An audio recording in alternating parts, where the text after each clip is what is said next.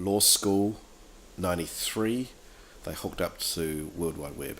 Netscape 1, black and white on PowerMax. Oh, actually, they had some Macintosh SEs, I think, running as well, so that was hooked up to the internet. I thought, this is it. I looked at it, I instantly fell in love with it. It really was.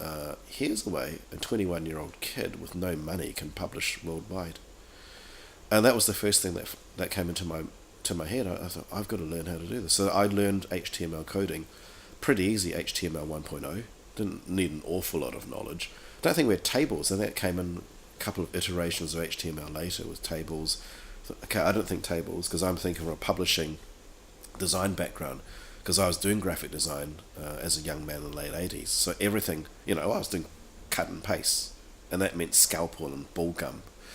So I thought, hey, I can adapt the knowledge I have from print magazines onto the web. And I just saw this wonderful opportunity to publish internationally using the World Wide Web.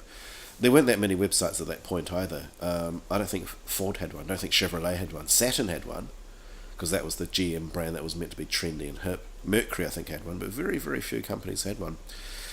And so we started launching web magazines in 1993, including Cap Online, which was a HTML design business magazine that we did.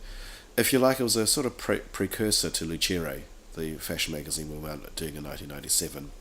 I spent my honours year at uni in '96 using it as a research project, which was great. Got a good grade for it, especially since it was really found in the real world. I learned how to do the HTML. I did it on Notepad, and I did apply that knowledge of you must not have a line wider than about 60 characters.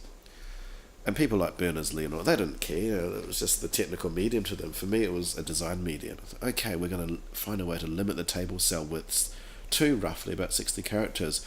We'll find a way to position the graphics so that when your browser widths change, pre-CSS of course, the photos will still fall in a certain place that the page looked okay.